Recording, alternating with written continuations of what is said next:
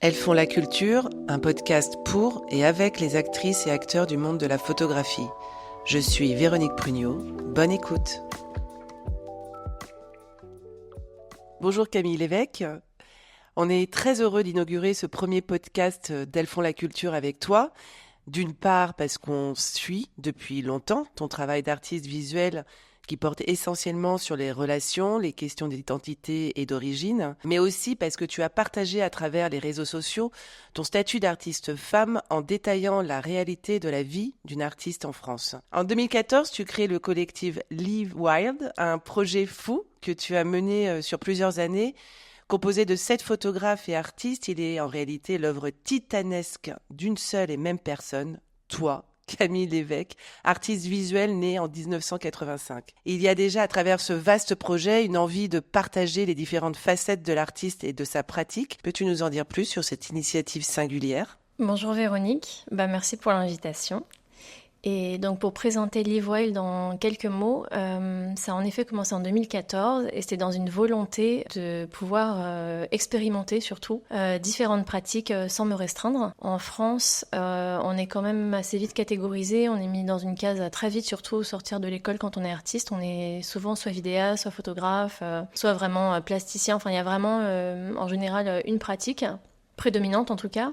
Et moi, j'avais envie d'expérimenter, d'échouer, de proposer différentes choses. Aussi parce que j'ai un parcours autodidacte, donc il y avait vraiment une marge d'apprentissage énorme chez moi. Et je voulais me donner cette liberté de travailler différents supports, différents sujets, différentes identités visuelles. Cette idée de collectif m'est apparue. C'est aussi une manière de pouvoir me donner une carapace parce que c'est très solitaire le travail d'artiste, donc ça faisait, en tout cas ça donnait l'impression que je faisais partie d'un groupe, qu'il y avait une collectivité autour de moi. Et c'était vraiment aussi un travail sur l'alias qui m'importe beaucoup, que je trouve très intéressant dans le travail d'artiste. Donc il y a un peu ce paradoxe-là. Et de mettre aussi en valeur, de rendre hommage à toutes les femmes de ma famille, parce que tous les noms que j'utilise pour ces artistes sont des noms de femmes de ma famille. Donc c'est un peu un melting pot de noms, de dates, tout. On joue vraiment entre la réalité et la fiction. Tous les éléments biographiques sont réels, mais évidemment pas dans le contexte dans lequel je le raconte. Donc c'est un rapport aussi entre les générations, différentes générations de ma famille, vu que je travaille beaucoup autour de la transmission dans la famille. Alors, et à quel moment tu as décidé de révéler ton identité ? Ça s'est fait progressivement. Ça s'est vraiment fait par rapport à des liens amicaux que je tissais à travers le travail, hein, où tout à coup, en fait, ça a vraiment démarré d'une manière assez digitale, assez virtuelle. C'était vraiment des présences virtuelles. Et de plus en plus, en fait, le collectif a commencé à marcher, ce qui était super. Hein, mais j'ai commencé à rencontrer pas mal de monde avec qui j'ai créé des liens d'amitié, qui me connaissaient sous des noms qui n'étaient pas le mien. Ça devenait plus tellement un jeu ou une performance artistique, mais ça ressemblait à du mensonge, et c'est quelque chose que je supporte pas, le mensonge, et j'étais assez mal à l'aise avec ça. Donc j'ai commencé petit à petit à le révéler à des amis, et puis finalement dans le cadre professionnel, en fait, j'ai commencé à glisser, c'est vraiment un jeu de petits poussets, où d'interview en interview, en projet, en expo, je commençais à poser des pièces de puzzle, où sur la même année, par exemple, à 2 expos avec 2 noms différents, il y avait la même œuvre qui était dans les 2 expos, que si quelqu'un regardait un petit peu plus profondément, c'était assez visible que c'était des alias, qu'il y avait ce jeu-là de performance, de personnages. Et finalement, j'ai commencé à vraiment en parler beaucoup plus clairement et librement, parce que le fait que ce soit secret était plus du tout important, en fait. Tu as commencé pendant le Covid ce travail d'analyse sur ta propre expérience d'artiste, analyse que tu poursuis d'ailleurs. Pourquoi tu as ressenti ce besoin de partager ta vie d'artiste, ton planning de travail, tes échecs, tes taux de rejet de candidature, tes fréquences d'échange avec les acteurs et les actrices de l'écosystème de l'art? Quel constat en as-tu fait ?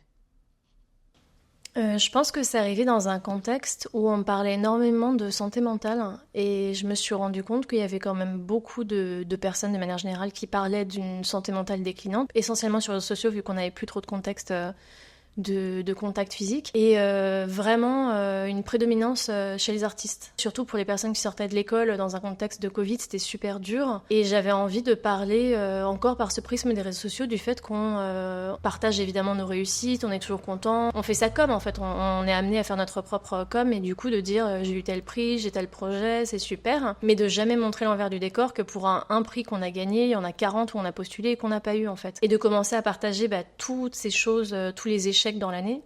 Et ça revient sur ce que je disais au tout début sur l'expérimentation. En France, on est très très frileux de ça. C'est tabou, on parle pas non plus d'argent, mais on parle pas d'échec. Et l'art, c'est vraiment beaucoup de façade, c'est du paraître. Il faut qu'on ait l'air d'être... ça marche vraiment comme ça. C'est si on a l'air de réussir, c'est fake it until you make it. C'est un peu un effet domino où du coup quelqu'un d'autre va nous aider, encore quelqu'un d'autre va nous aider, et tout à coup il va y avoir cette carrière qui monte parce que tout le monde se dit ouais, ça a l'air de trop bien marcher pour tel artiste. Et du coup j'avais envie un petit peu de partager mon expérience à moi, mais vraiment aussi parce que j'ai commencé à côtoyer des personnes qui étaient en master ou un peu intervenir dans des écoles.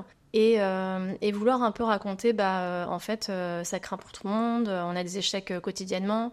Pour 40 portes fermées, il faut ouvrir une fenêtre. Enfin, il faut vraiment faire preuve de résilience, de solidarité, de sororité aussi. Il faut vraiment beaucoup plus se lier ensemble entre artistes, s'unir. Et justement, tu listes notamment toutes les tâches qu'incombe le travail d'artiste. On passe de la comptabilité à la recherche de financement, en passant par les candidatures à des appels à projets ou résidences, à la production de tes œuvres, en dénonçant toutefois ce manque de reconnaissance de ce statut de travailleur. Est-ce une manière pour toi aussi de balayer dans l'imaginaire collectif l'image de l'artiste maudit ?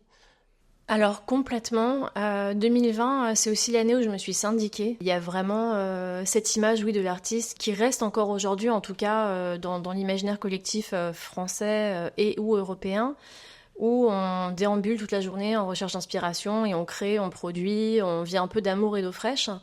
Et la réalité est vraiment tout autre, et c'est vrai qu'elle est super pas glamour et qu'on passe nos journées à chercher de l'argent. Enfin, c'est le nerf de la guerre. Surtout quand on a des pratiques de recherche, mais aussi quand on a des pratiques de production qui coûtent cher, avec des matériaux qui coûtent cher, la photographie, que ce soit des papiers, des résines. C'est de l'argent qu'on peut pas faire tomber du ciel, et en plus on a nos vies à payer, évidemment, nos loyers, nos factures. Et ça, c'est vraiment une conversation qui est difficile à entendre, je trouve, de manière générale. Et je sais que pour beaucoup de personnes, mon quotidien, même des amis, est très très flou. Ils comprennent pas du tout à quoi sont occupées mes journées. Donc c'est pour ça que j'avais commencé à partager mes to-do list de la journée. Et c'est vraiment envoyer des mails, envoyer des factures, faire des recherches de textiles, faire des recherches de papier, avoir des rendez-vous pour des projets futurs d'exposition. On nous demande beaucoup d'être nos propres commissaires d'exposition, nos propres critiques d'art, d'écrire des textes critiques. Il faut un recul énorme, il faut un stade de carrière énorme pour pouvoir le recul de parler de sa propre pratique. Pour moi, c'était assez important de désacraliser un peu ce statut, de montrer d'à quoi étaient occupées les journées, en fait, que c'était vraiment que des tâches assez ingrates et pour lesquelles on n'est pas préparé et pas forcément qualifié par ailleurs.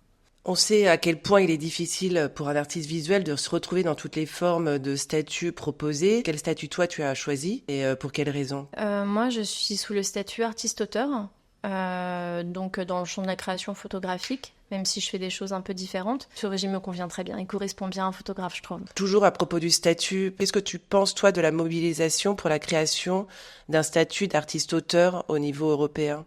Je pense que c'est une super proposition. Je pense qu'il faut une proposition. Par contre, je sais pas, j'ai pas du tout les compétences. En fait, je me rends pas compte d'à quel point c'est réalisable. En fait, c'est un peu fait en modèle par rapport aux intermittents du spectacle. Je saurais pas dire concrètement, je saurais pas défendre cette proposition spécifiquement parce que je saurais pas trop comment ça marche. Parce que ça rejoint ce que je t'ai dit juste avant sur non seulement le calcul d'heures de travail, parce que il y a le travail qui est visible et le travail qui est invisible. Et le travail qui est visible, c'est si on enseigne, on a fait tant d'heures en école, ou si on fait une exposition, et l'exposition dure de temps à temps, où on a écrit un article, il est publié là. Ça, c'est très palpable. Mais il y a toutes ces heures qui sont pas palpables et qui sont vraiment énormes. C'est incroyable, c'est abyssal comme temps de travail. Ça rejoint aussi cette légitimité de l'artiste. Je pense que c'est très très dur pour nous de comprendre à quel moment on est légitime. Et si c'est justement à partir du moment où on est payé, où on est exposé, est-ce que c'est nos pairs qui nous rendent légitimes? Est-ce que c'est nos supérieurs, entre guillemets, hiérarchiques, à savoir les directeurs de centres d'art ou des choses comme ça? Je trouve que c'est vraiment une proposition qui est super intéressante et qu'il faut pousser. Mais moi, je suis pas qualifiée vraiment pour la défendre ou l'argumenter parce que c'est assez abstrait quand même à ce stade. Tu es une femme artiste. Est-ce que tu as ressenti quelque chose en tant que femme dans ton rapport au monde de l'art ? Est-ce que ça change quelque chose ? Et si oui, quoi ?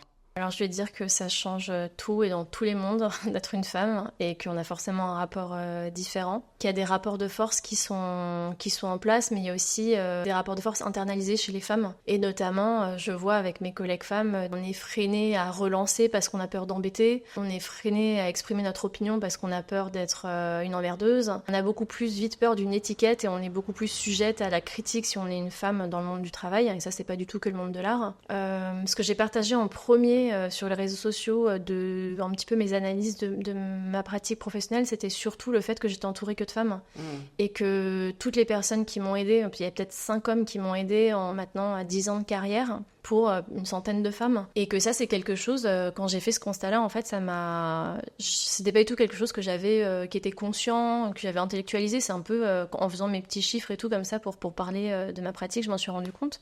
Et du coup, c'est quelque chose que je fais tous les ans au mois d'avril. Tous les ans, je dis, bah voilà, entre avril et avril, voilà le nombre de personnes qui est venu vers moi avec un projet, quel qu'il soit.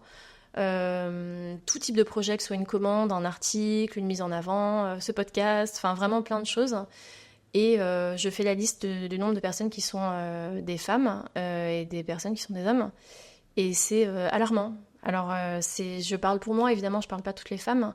Mais en tout cas, dans mon cas, c'est vraiment anecdotique qu'un homme me donne une opportunité de travailler. Et comment t'expliques ça ?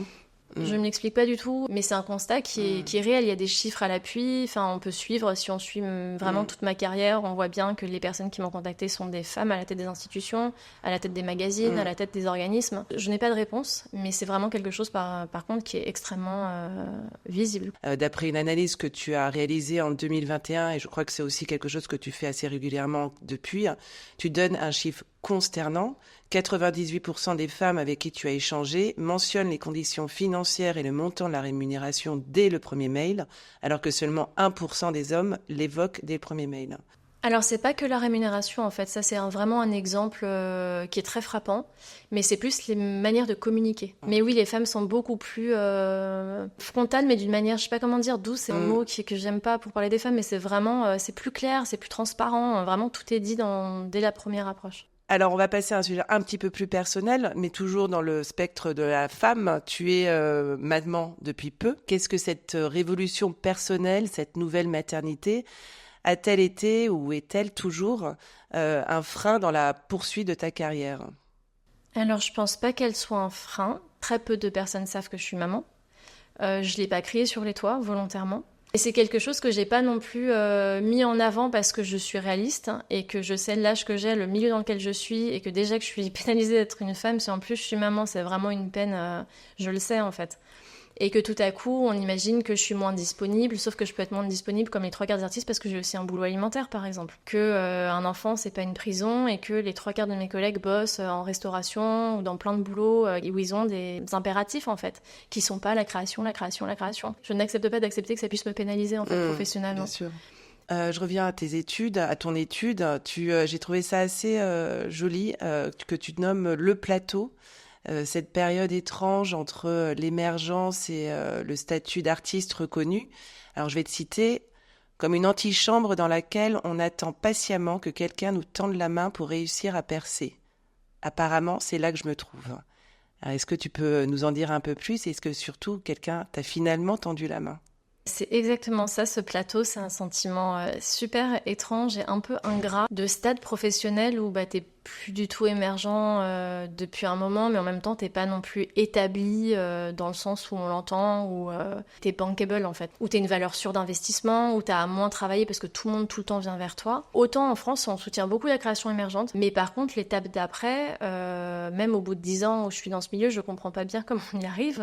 Et il y a cette espèce de trampoline qui manque où tu dis je sais pas trop ce que c'est l'étape qui fait que je m'établis un peu plus. Je crois pas qu'on m'ait tendu la main parce que je suis toujours j'ai toujours ce sentiment de plateau où je suis vraiment satisfaite au quotidien de ma pratique et je fais plein de choses différentes et j'ai vraiment beaucoup de collaborateurs qui viennent vers moi, beaucoup de projets super. Mais par contre, il n'y a pas cette seconde étape. Ce plateau, il peut durer.